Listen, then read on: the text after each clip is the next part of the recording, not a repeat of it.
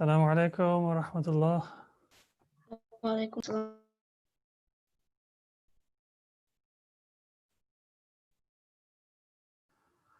All right, we can go ahead and get started. I'll recite a brief surah of Quran. So we begin with the barakah of Quran.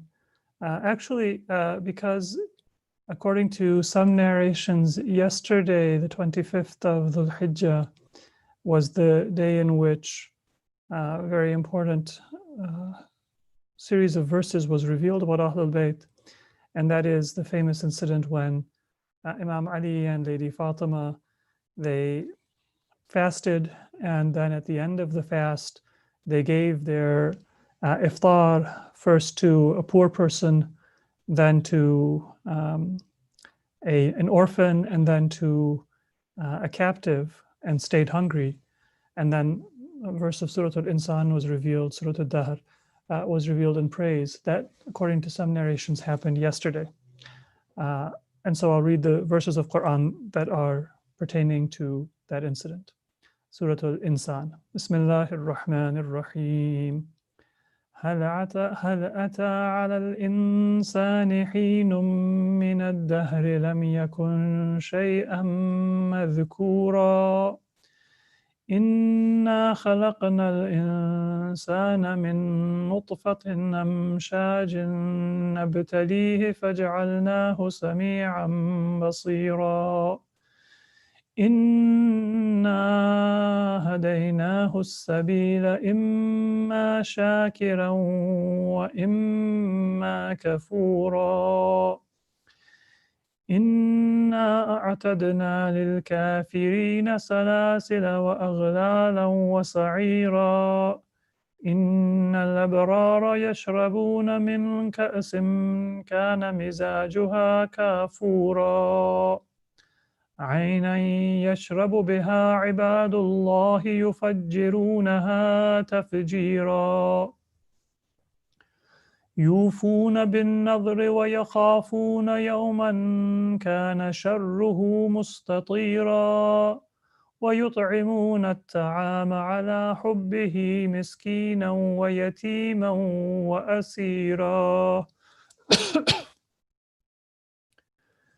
إنما نطعمكم لوجه الله لا نريد منكم جزاء ولا شكورا إنا نخاف من ربنا يوما عبوسا قمطريرا فوقاهم الله شر ذلك اليوم ولقاهم نضرة وسرورا وجزاؤهم بما صبروا جنة وحريرا صدق الله العلي العظيم. These were the opening verses of Surah Al-Insan, also known as Surah Al-Dahr, revealed in honor of Ahlul Bayt alayhimus salatu wassalam. So let us begin our session, inshallah. If any of you have any questions, because the month of Muharram is about to start, we can give special importance to questions about the month of Muharram, but feel free to ask a question about any other issue about Islam or about history that may have been in your mind over the last few days or in the past. So whoever would like to begin, you can go ahead and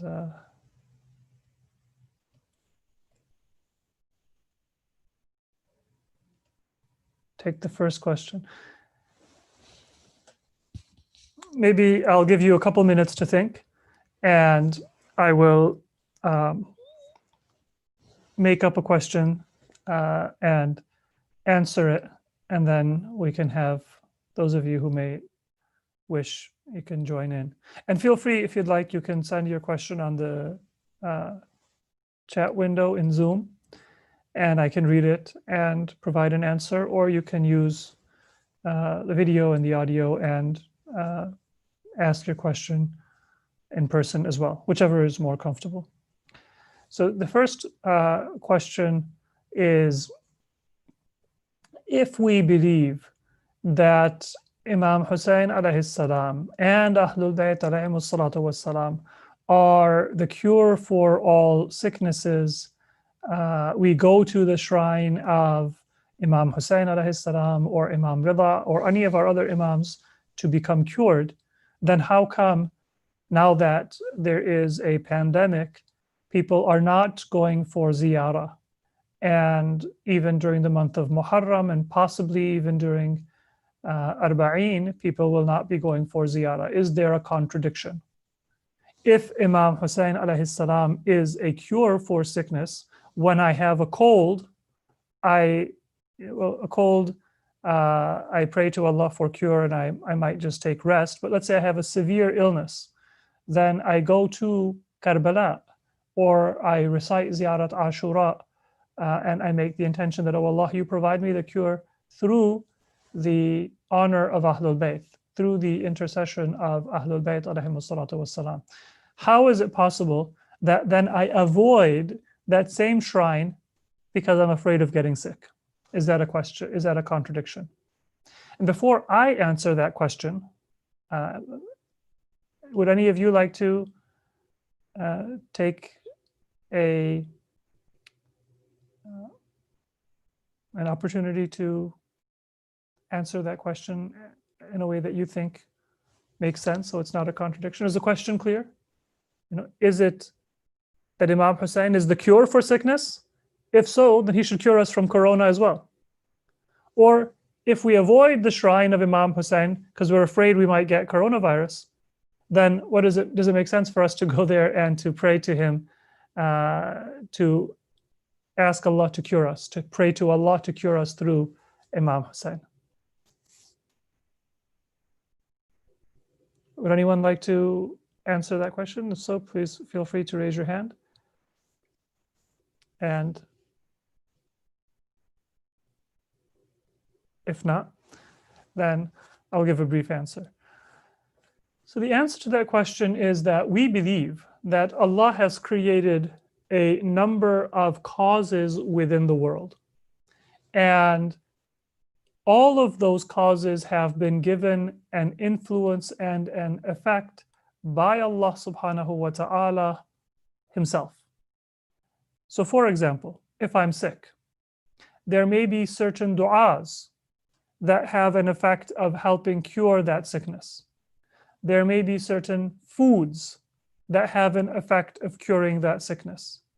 There may be certain medicines or certain chemicals which are not food, but which can have an effect in reducing or in curing that sickness.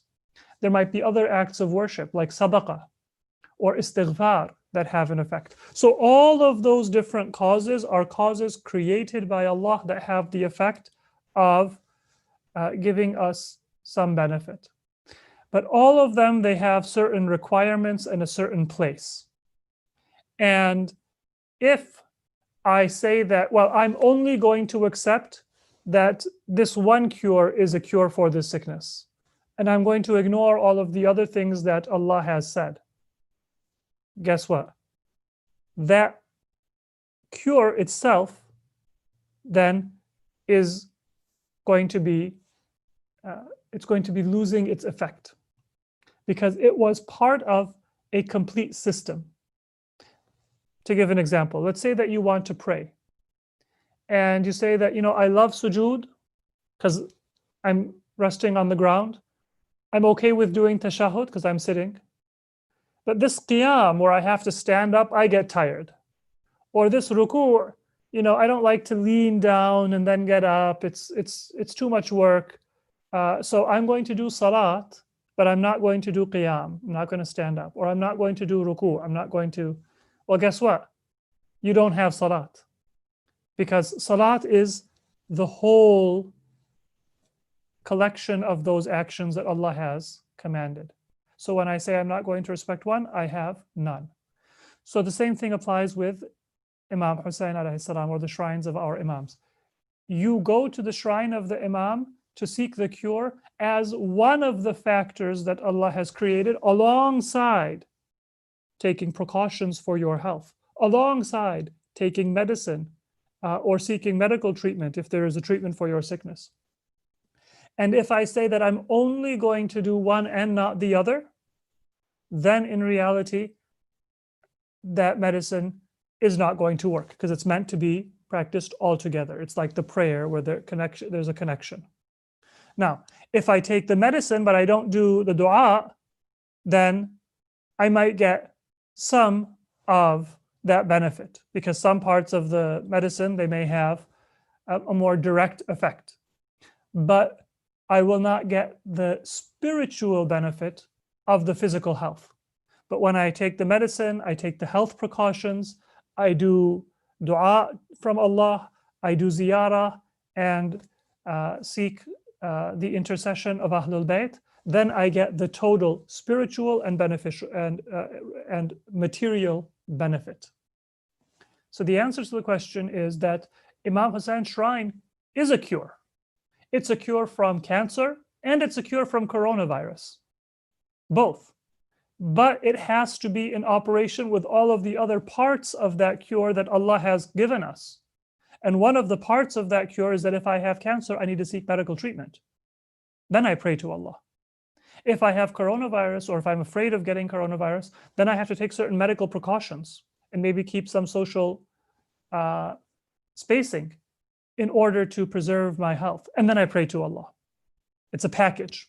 And if you remove any one part of that package, then you lose the whole thing. Any questions on that? Okay, we have a question in the chat.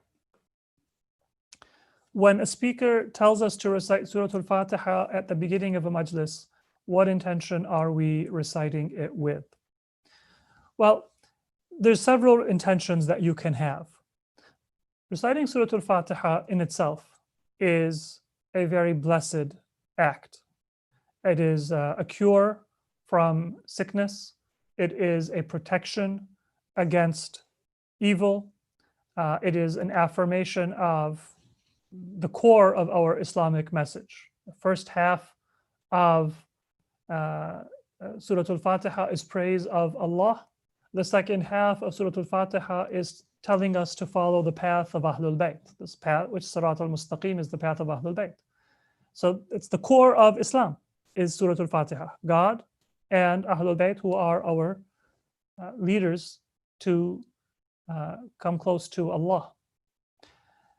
The most beneficial intention to have is that you intend to do that good deed, which is very highly rewarded and blessed by Allah, and you dedicate the reward of that good deed to the deceased person in whose honor the majlis is being conducted, if it's being conducted in honor of a specific person, or you do that Surah Al-Fatiha and you dedicate it to all marhumin, and in this way you are doing a good deed, you get the blessings. You are doing an additional good deed because you're giving a gift to a deceased relative or a dead or deceased fellow Muslim or all of the Muslims. That's a gift and it's an additional good deed. And they also get the thawab and the reward and the blessings of that good deed.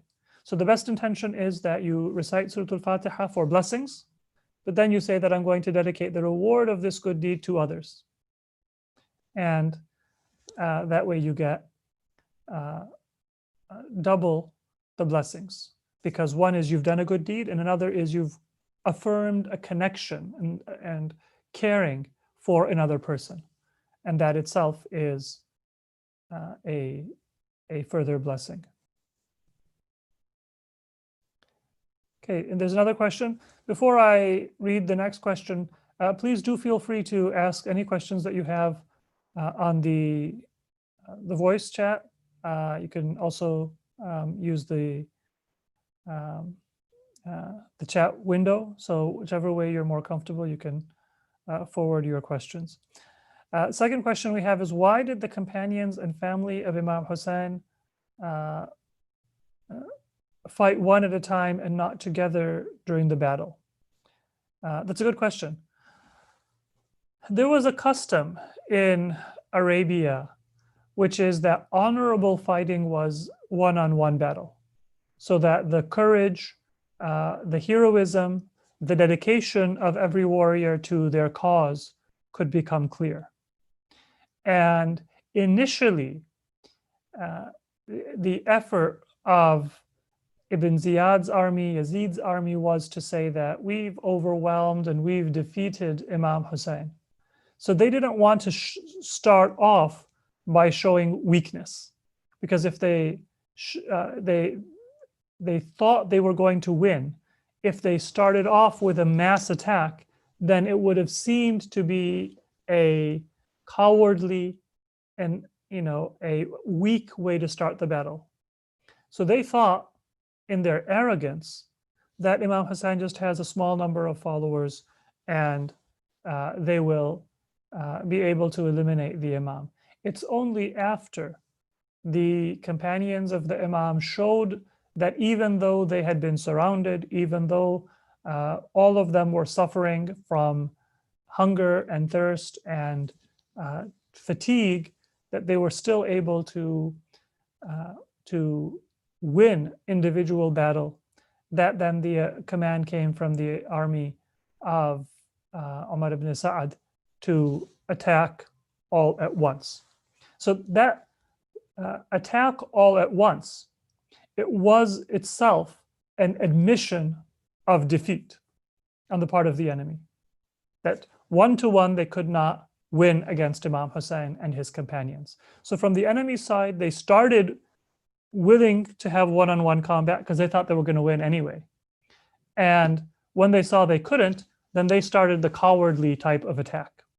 But from the side of Imam Hussein alayhi salam, they had full confidence in their cause. They were there to sacrifice their life, to say that supporting Imam Hussein is more important than our life itself.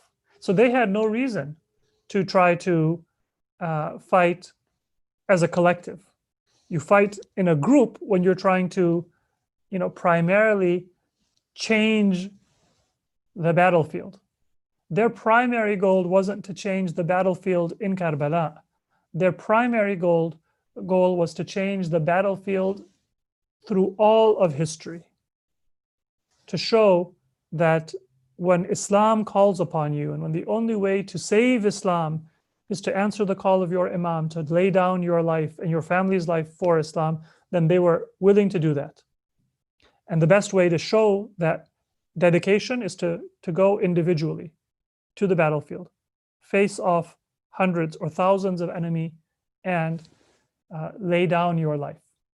So from the enemy side, it was cowardice, it was a lack of courage, it was defeat that caused them to switch from individual combat to a mass attack. From the side of Imam Hussein's army, there was no question that they were right. And there was no question that they were going to win the battle. No matter whether they killed enemy soldiers or they got killed and martyred in the way of Allah, the victory was theirs because they weren't fighting for that battlefield on that day. So the tactics they chose were not tactics only about how to win a particular attack.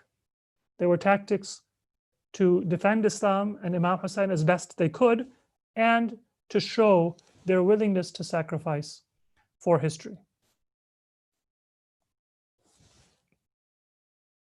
All right, there is a question on why do people do Zanjir Zani, or what are, I can broaden the question if that's okay. Why do we have different ways of doing Zanjir or Sine Zani or Latmiya, or the beating of the chest, as it's called in English, in commemoration of Imam Hussein? We don't have any specific instruction from the Imams that you are to commemorate the sacrifice of Karbala in one way or another. Not only with Zanjir, with the chains, but even with the hands. The way that we do the beating of the chest in this way This is not something that has been specifically required by Islam or even recommended by Islam. There is a general principle that whatever ways are socially understandable to honor and to commemorate the grief at the loss of Imam Hussein alayhi salam and the martyrs of Karbala, that is what we are supposed to do. And the beating of the chest, this was one widely recognized way of expressing grief in Arabia and in many other societies. There might be slight differences in different cultures, but this way of striking one's own body is a widely recognized and a widely practiced way of expressing grief. And therefore, this is one way that we can show our grief for Ahlul Bayt. Other ways are by dressing in clothing that people wear when they are grieving, in particular wearing black. Other ways that we can express our grief are by reciting poetry, honoring Ahlul Bayt alayhimus salatu wassalam. Other ways that we can express our grief are by gathering together in majalis, in processions. Of course, in the current circumstance, it should be done in a way that is healthy. Other ways that we can commemorate that grief and honor that grief is by not laughing. And, if we normally go out to eat and, go out to entertainment, we celebrate birthdays, for example, when there is a birthday in our family. But during Muharram, we don't do those things. Even if my birthday falls in Muharram, even if I graduate in Muharram, I don't celebrate it. I don't celebrate. I don't express happiness. So all of these different ways are cultural ways that we can show our grief, that Ahlul Bayt are central for us.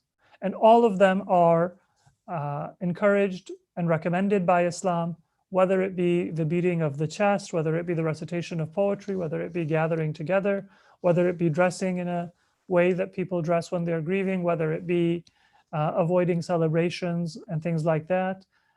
All of them are encouraged by Islam. We don't need a hadith to say wear black or to strike your chest, because all of them are ways that we can express our grief. We should not express our grief, though, in those ways that may be contrary to the commands of Islam. So, for example, if it is time for prayer, then we should prioritize our salat over anything else, because that's what Imam Hussein himself did in Karbala. We shouldn't use haram forms of music, for example, or art to express our grief, because the grief should be expressed in a way that is compatible with Islamic teaching. Similarly, if there is some form of matam, of sinazani, of latmiya, which is damaging to your health, which is damaging to the reputation of Islam, then you should avoid that. So the commemoration is in any cultural way that can honor and remember the sacrifice of Imam Hussein, but it should be done in a way that is in accordance with the teachings and the values and priorities of Islam. So, Assalamu alaikum, Sayyid Sulaiman. Wa alaikum salam. Please go ahead. I have a question. It's probably, let me put this on. It's a two-part question. Sure. First of all, Assalamu alaikum, and thank you for doing this. It's nothing to do with Muharram, but when children, before they reach the age of being baligh, are termed that they're masoom. So if they were to commit a wrong act, then they won't be held accountable for in the same manner that an adult will be held accountable. But what if they were to do something like tell a little sneaky white lie, like and I'm calling upstairs to the room, Muhammad, are you sleeping? He's like, yes, Mum, I'm just going to sleep, but he's reading a book. What? And they deliberately know, right? They know completely that they're telling a falsehood. So how does that work? And they're not baligh yet. That's my first question. Second question is my 4-year-old. He's sort of cottoned on to the masoom aspect, and so I think he overheard myself and my husband say, it's okay to the other boys, it's okay if he doesn't pray with us, he's masoom, it's all right. And so now when we're praying salat and say, Zayn, would you like to join us? He says, I'm masoom, I don't have to. So that's just my two-part question. Well, so first of all, congratulations on having smart children. To be able to find those loopholes is not a bad thing. And there's a famous incident of Allama Hilli narrated about that. You might have heard it. But to answer the first part of your question, so it's a cultural thing that we call children at that age ma'asum. That's not, like a specific hadith that we have that they are ma'asum. And so it's not being used in the same way as we use it for the Prophet and Ahlul Bayt. Ma'asum in theology means a person who is protected by Allah in the sense that they have free will. They choose not to commit sin, but they're protected by Allah in the sense that Allah guarantees that they're not going to be committing a sin or doing anything that's going to mislead another person. Therefore, they can be a role model.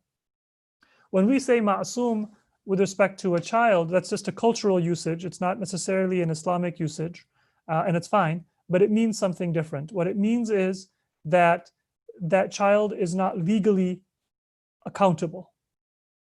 It doesn't mean that they're right. So see the difference? A ma'asum, everything they do is legally right, and it's a role model. But thankfully, everything that a 10-year-old does or a 7-year-old does is not a role model for society, although this society that we live in worships youth.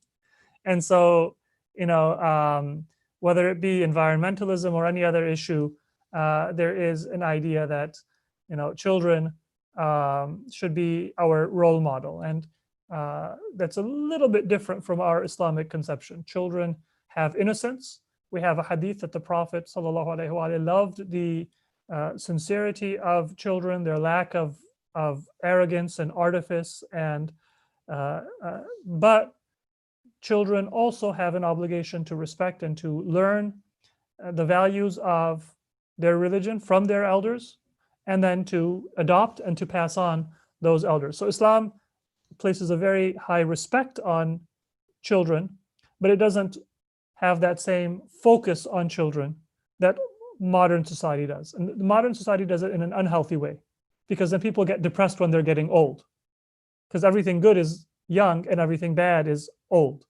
Yeah. If I could just, sorry to interrupt. That's so true. They do this through their books, and even books that children are reading, like the novels that show the child as a superhero and the parents as completely incompetent beings. Yeah. And that's throughout, children's books. So when I was a kid, we used to read the Berenstain Bears. Yeah. And the Berenstain Bears, it's the poor father who is always wrong. At least bumbling. He's doing. Yeah. But in many other books, the mother and the father are both wrong, and the children are teaching the parents. And we learn from our children, but as children and adults, we all learn from the ma'sumin. And what's true is what's important, not what's new. Our society values what's new over what's true, and it doesn't really care about what's true. So ma'sum, as used for the ma'sumin, is right, true. Ma'sum, as used for a child, is that they are not legally accountable. So the result of that is that if a child does something wrong, they're not going to be punished for it.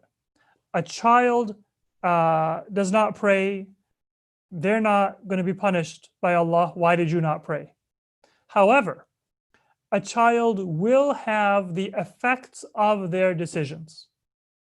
So when I pray, my soul becomes a certain kind of a soul. I get that benefit even if I'm a child, and I do get the reward as well. So let's give an example. God forbid, if somebody drinks alcohol, an adult commits a sin. A child does not commit a sin. That's the difference, that one is ma'sum, the other is not ma'sum, right? But both of them are going to suffer the harm. If they get drunk, if their body, goes through other harm from that poison or from that drug, then just because a child is a child, they can't say, well, I'm not going to suffer the harm. If I eat rat poison, a child is not sinful, but they might have organ failure. An adult might have organ failure or death, and they're also sinful. So if you can bribe your children or convince your children that yes, you are ma'soom in that sense, but when you don't eat healthy, it's going to harm your body and your soul. When you do eat healthy, then it's going to help your body and your soul. And when you do good things, then you're ready for it when you're an adult, your soul becomes better. It's not an obligation on you. I'm not going to shame you or pressure you, but why would you not want to be healthier and stronger? And of course, different children are different. So don't expect all of them to buy that argument. And don't expect all of them to buy that argument at the same time. So it's not to shame or to pressure them. But our children can, they don't want to harm themselves. They don't, so if we can help them understand the harm and the benefit, then inshallah, gradually they'll become more motivated. And some of them may start practicing before they're baligh. Others, inshallah, they'll be better primed and ready to practice well when they are baligh. That answers the first question. What was the second part of your question? Well, the second part, it's linked to that the 4-year-old has cottoned on to the term. I suppose we used it in the wrong context, really. So yeah, so I think that for the 4-year-old, of course, there's not a whole lot of convincing, but sometimes there's bribing that can be done. And when we say that for the first 7 years, children are a king, people misunderstand that, and sometimes they think that means the children can do what they want. The reason people misunderstand that is because they've never seen a child king. So you have to go and study some literature. What used to happen when a child was a king back in the day? Their mother or their uncle or their wazir used to run the kingdom. The children didn't actually run the kingdom because they were a king. What did it mean for a child to be a king? Society knew that this child is going to be the king soon. And if the mother is too harsh, or if the uncle is too harsh, or if the minister, the wazir, is too harsh, what's going to happen? The child becomes an adult, and the first command they're going to issue is off with the head of that minister. Right? Because for the whole time I was a child, this minister didn't let me do anything. So what used to happen is the adult would be running the kingdom, but in the name of the child. And through games, through kindness, they would kind of cajole the child, give the child strength and confidence. But in the end, who's actually running the show? It's the minister, the mother, the uncle, whoever it was. You know what I'm talking about? Think of literature when there was a king who died and the heir to the throne, the prince, was a child. That prince was not actually deciding whether a bridge is going to get built or not, whether a peace treaty is going to be signed or not. But whoever was in charge of the kingdom, in this case the parent, is going to humor the child and treat them, as if they're making the decision. Why? To strengthen their personality. And then to give them the confidence, because of course, in our case, luckily, when the child does become an adult at 14, we tell them, or at 7, we tell them that you're no longer the king. So you can't tell us, off with our head. We get to keep our head. You've had your fun, and now you're going to learn to take orders and to become disciplined. And then they become the wazir and the minister themselves. So they go through those different royal roles, but it doesn't mean that the child is to do whatever they want. It means the parents are going to respect the fact that they're a child. They don't have fully developed emotions and fully developed intellect. You can't just reason with a 4-year-old that, look, if you were a little bit kinder and you show them, see this cookie? You want this cookie? All right, we're going to say salam to, Nana when we visit. But you do it not in a commanding way, in a game kind of a way, in a friendly way. Does that make sense? Yeah, that's lovely. Thanks. By the way, for us, it's a little mini Twix bar that does the trick. Thank you so much. Yeah, various forms of chocolate, they can definitely make the medicine go down. Thank you. Assalamu alaikum, Maulana, this is Mohsin. Can you hear me? Alaikum salam, alaikum salam. Okay, so I have a question regarding fasting in Muharram. and we have different Shia sects who believe that, I mean, first of all, is there a recommendation on general fasting during Muharram, and also specifically on day of Ashura? So in general, fasting is recommended every day of the year that it's not haram, except the day of Arafah, in case it's going to prevent us from worship. That's the general rule. So any day of the year, pick a random day of the year. If it's not haram, meaning Eid al-Fitr, Eid al-Adha, or certain other days, for various reasons, then it's recommended to fast. However, there's many things that are recommended. And when there's two things that are recommended, I have to choose which is the greater priority. So let's say, for example, just to take, kind of a straightforward example, a close friend of mine or a relative of mine is moving. And it's not even Muharram, it's just a general day of the year. And I wanted to fast. Maybe it's even the 27th of Rajab, and it's recommended specifically to fast on that day. Well, it's recommended to fast. But if I'm fasting, I know that I will not be able to help them move. And I know that they don't have enough help. They're going to get stressed out. Is it recommended to fast? In general, yes. If it's the 27th of Rajab, is it even more recommended to fast? Yes.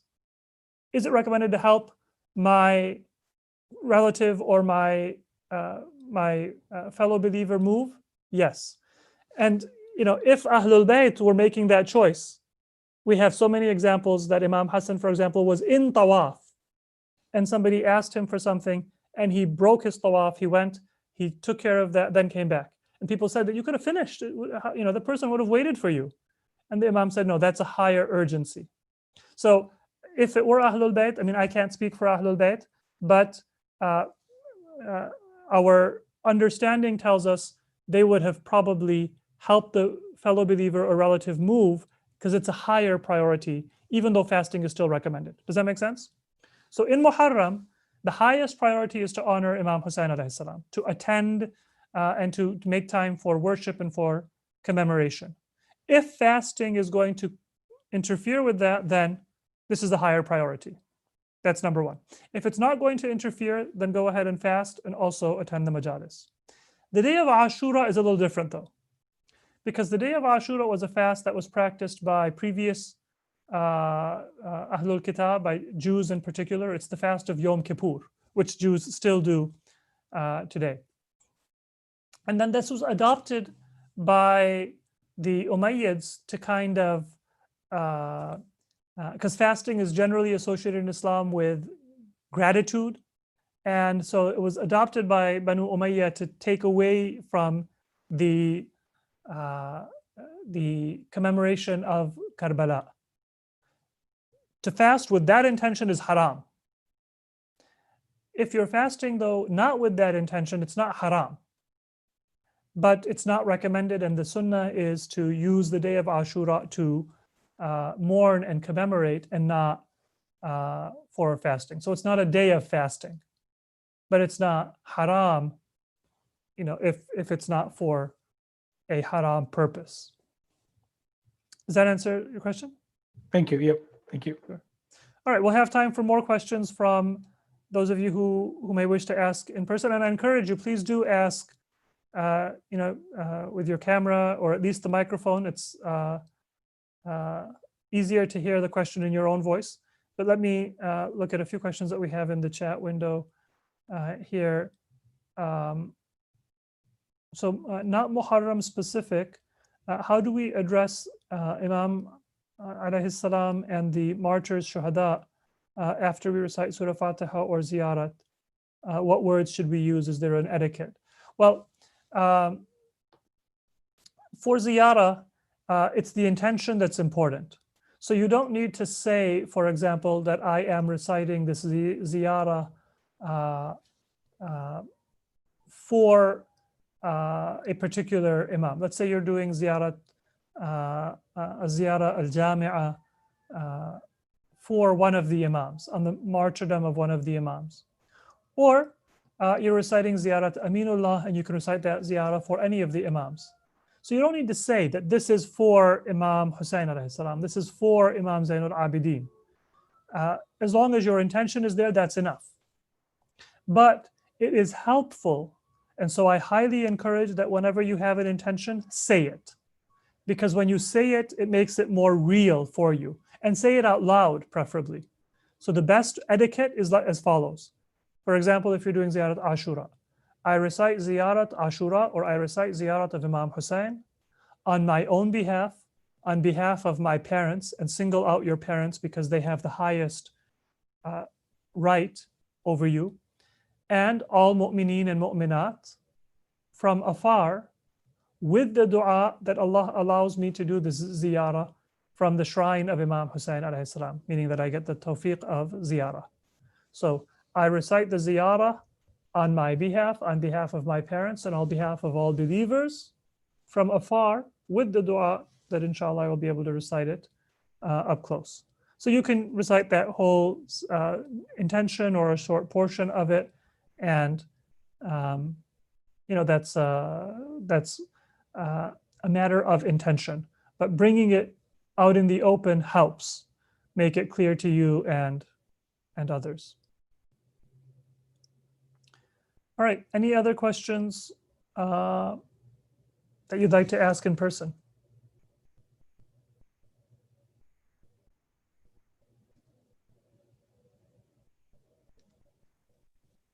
Assalamu alaikum, Sayyid. Wa alaikum assalam wa rahmatullah.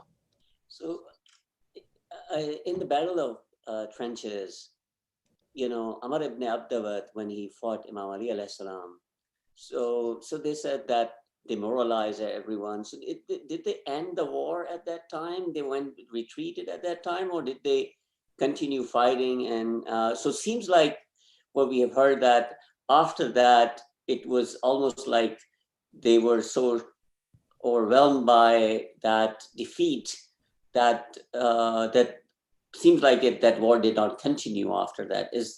If you can shed some light on that. That's true. And one thing to bear in mind is that every society likes to think that it is more humane than previous societies. So they sometimes will pretend, or they will interpret history wrong. Warfare in the time of Prophet Muhammad ﷺ was not as brutal or as barbaric as warfare is today. It wasn't total warfare. So if we want to understand the reality of warfare, it was a little bit more like perhaps a competition or a tournament, and also a battle. So it wasn't intended, in general, and there were exceptions, but in general, a battle or a war was not intended to kill off one tribe or another. Right? It was intended to right an injustice that had been committed, to show who has more power. Sometimes it was a means to then negotiate, a peace, or to negotiate a different political relationship. So a big part of the war was not military victory or defeat, it was psychological. If you have that understanding, then it makes more sense to look at the events in Islamic history. In the Battle of the Trench, the goal of the enemy was to marginalize Islam. They saw that Islam was spreading. The influence of Islam, the message of Islam was spreading. And so the goal of the enemy was to stamp out the message of Prophet Muhammad ﷺ. It was a psychological goal that they had. Of course, if they were able to actually eliminate Islam, as from the face of the earth, many of them probably were evil enough and violent enough to want to do that. But their primary goal was to put Islam back in a box, so it wouldn't threaten their way of life. People would not accept Islam. That's what they wanted to do. So when Imam Ali alayhi salam showed that courage, and he killed the most famous warrior of the mushrikeen, that psychological battle was already lost. And since the primary goal was the psychological battle, that took apart any attempt they might have had to actually physically put an end to Islam. And remember, this was not a unified army. It was a group of tribes. They had come together through the prestige of Quraysh. Quraysh were the ones, and Abu Sufyan was the one who was trying to go through these different tribes and say, come together, help us, let's end the power of Islam once and for all. When the hero of Quraysh is put to death, then what are the other tribes going to be able to accomplish? So the reason for that battle was to try to marginalize Islam, to box in Islam, and Imam Ali fighting that one battle, that one combat, won that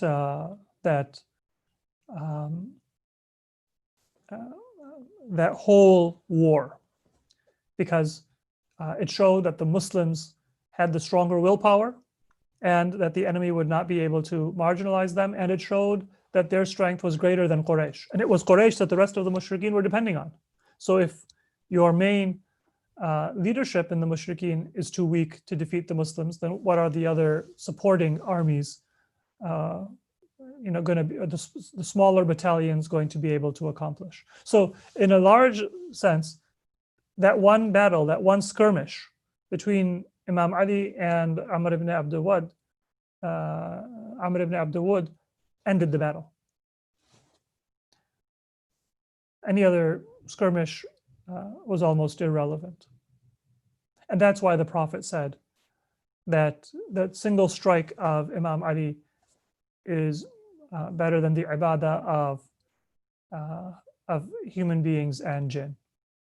ضربة علي يوم الخندق أفضل من عبادة الثقلين, because that one battle was what established the prestige of Islam. And it's not because of the military strength of Imam Ali's battle. It's because that willingness to face the strongest enemy and risk your life for the sake of Islam, that sincerity was greater than any other sincerity and spiritual victory in the history of Islam. And so the Prophet praised it above any other act of worship. SubhanAllah, thank you. All right, we have a question here in the chat window. In many majalis, things are fabricated and self-made stories by the speaker, by the know-how, which are away from the teachings, and it hurts the vision of Imam Hussein. Do we attend these majalis? Not all stories that we have about Karbala are narrated by 100% reliable history, and that's okay. The goal of the stories is an illustration of a principle. The principles that we're illustrating need to be true to the extent possible. Let me give an example. We know that Imam Ali was courageous in battle. There's no doubt historically about this. But any one example you give of the courage of Imam Ali in battle, that's one narration, and there's no way to be 100% sure that it's 100% correct. But as long as that narration is not false, it's not fabricated, it's not contrary to what we know of the character and the values of Imam Ali, then we can still mention that narration even if it's not 100% authenticated, because it's an illustration of a 100% authenticated principle. So the stories are examples and instances of a principle. The principle needs to be authentic. The same thing is there in Karbala. So the only time you need to be worried is if there is a story that goes against the principles and the values of Ahlul Bayt, the values of Imam Hussein, or the values of Karbala, or if you happen to know that this story is wrong. In that case, then you should not support or participate in a gathering which is wrong. And you have to then not strengthen that false practice. Sometimes, if I know in advance that a particular speaker is not qualified, or they don't care about accuracy, or they don't reflect the true teachings of Ahlul Bayt, then I should not attend. I should not contribute or support that gathering. At other times, I might not know in advance. I come in good faith, and then something is said, maybe in the speech, in the know-how, which is contrary. Then if I can kindly go and just speak to the speaker or the reciter and say that, we should be more careful. They may listen, they may not listen, but you do what you can to stand up for what is right, and don't try to solve every problem right away. Culture changes gradually. We should be humble and respectful in how we speak to others. They may be making a wrong decision, but they may be doing so in sincerity. They might not be doing it deliberately. So if you know that somebody is going to give a speech or is going to give a message which is contrary to the true teachings of Ahlul Bayt, and you know in advance, then maybe consider not attending, or attend and then just come back soon so you're not there at that time. And if you find out about it afterwards, then decide, is it going to help if I say something in a gentle way, in a humble way, and in a respectful way? And if it might at least be good to stand up for principle, then do that. And but don't get into an argument. And all of these things, these changes, they take place gradually. So don't make a big deal about something that people might forget about very quickly. The most important thing, though, is that we should be aware of the true teachings of Ahlul Bayt and the true history. So always try to find majalis, try to find gatherings, try to read poetry that most accurately reflects the values of Ahlul Bayt. And in particular with poetry, it used to be the case that poets, before they would compose poetry, and people who would recite, they would ask somebody with knowledge or with scholarship, is this a good message? Is this the best message that I can give at this time? And so many of our classical and our most valuable poetry about Ahlul Bayt is actually scholarly poetry, either because the poet was a scholar or because they would have the consultation of a scholar. And those of you who have a taste for poetry, it's very valuable not to just find things that are popular, but to also find things that are deep, profound, and authentic, inshallah. Gradually, inshallah, that culture will improve. Any other questions on that point?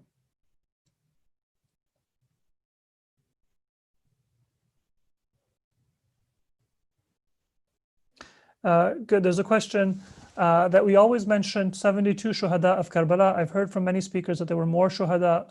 Why do we always mention 72? Is it cultural or historical?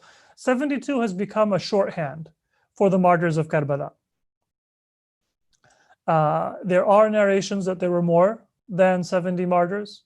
Kind of the common narration is that there were 72 companions and there were 18 members of Banu Hashim, for a total of 90. 72 plus 18 is 90. But there's no way to know for sure, because there were some people who were present but left. There were some people who may have been known by two names. They may have had a laqab, an ism, a kuniya, and therefore,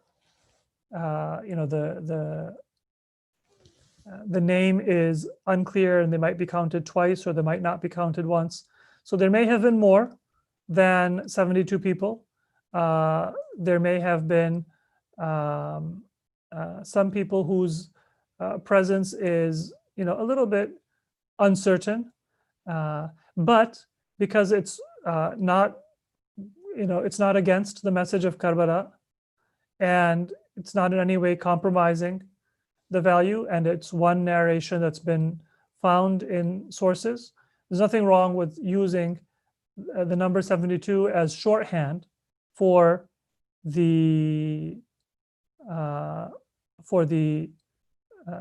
number of martyrs and the companions of Imam Hussein alayhi salam in Karbala. If you want to be more precise, you can say about 72, for example. But this is one of those cases where we don't know it's wrong, and it is a narration, and it doesn't contradict the values and the truth of the story. It's not, even if there is a little bit of doubt about some of the names, it's not like there were 300 companions or 3,000 companions. Maybe it wasn't 72, maybe it was 75. Maybe it wasn't 75, maybe it was 113. But it's still within that same vicinity, very close to that number. And so in poetry and even outside of poetry, it's perfectly acceptable to just use that number as a shorthand. And as I said, if you want to be a little bit more careful, you can say about 72. That way you've kept the greatest accuracy.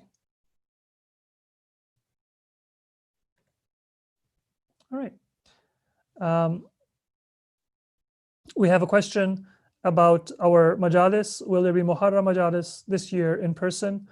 Due to the health concerns and the interest of facilitating all different age groups, we've decided for this year that for the first 10 majalis, from the eve of Muharram up until the eve of Ashura, 10 majalis will be held virtually.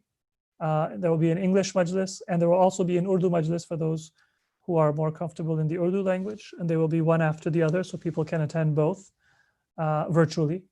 And then, inshallah, if everything works out well, we will have the day of Ashura in person, and that will be in an outdoor venue for the greatest health standards. And inshallah, we'll send an email with that announcement for those of you who wish to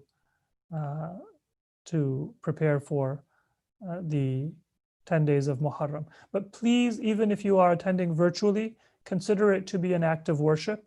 Do wudu, come in your, come together as a family, stay from the beginning of the majlis until the end. When it is time for the end of the majlis, recite the ziyarat yourself. So consider it to be a majlis. And if you have two families, maybe cousins, who live close by, and you're already socialized with each other, so you're not risking your health, pardon me, then come together as a small group and, do that that majlis together. So keep the atmosphere of a majlis to the extent possible, and inshallah we will come together on Ashura. Final point, symbolism is a very powerful means of connecting to an event. Alams, flags, banners. Can we use this concept to bring a horse into a center? Symbols are, Zuljana, symbols are very powerful. And they're powerful in both constructive and sometimes in risky ways. So the most important thing is for us to make sure that we make active use of symbols, but we use symbols that are going to speak to the society we live in. So we have to adjust the way we use our symbols for our society. So especially when we have a multicultural environment. Imam Muhammad Baqir alayhi salam, he had a wasiyah that after he passes away, people should recite the morning of Imam Baqir's passing, and he made this wasiyah to Imam Sadiq alayhi salam in Mina for 10 years. Why Mina?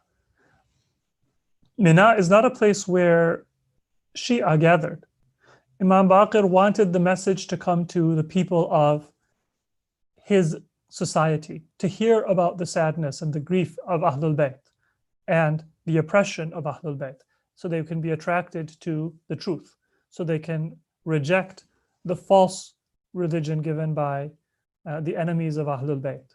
So symbols are very powerful, and we should make full use of symbols, but we should do so in a way that is understandable to the diverse group of followers of Ahlul Bayt and to the broader society we live in. So in America, for example, our community of followers of Ahlul Bayt consists of people from India, Pakistan, Iran, Iraq, Lebanon, other countries in the Middle East, people who are born and raised or whose families are from the United States and from different ethnicities. So we should try to use the symbols that come from our different cultures in a way that can best represent the values of Imam Hussein alayhi salam in this society. And if there is a symbol that was very powerful, for example, in Iraq but not here, or in India but not here, then we should take inspiration from that symbol, but then adapt it in a way that can be effective in this society. Does that answer the question adequately, inshallah? Ahsantum. Thank you all for your participation. I hope that you found this session useful.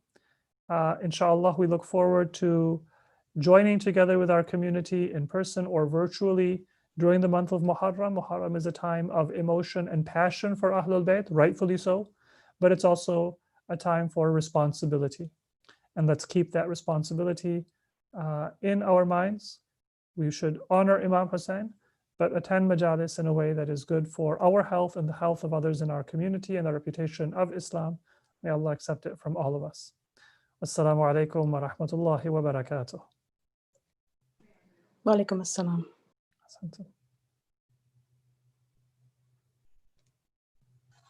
Bye.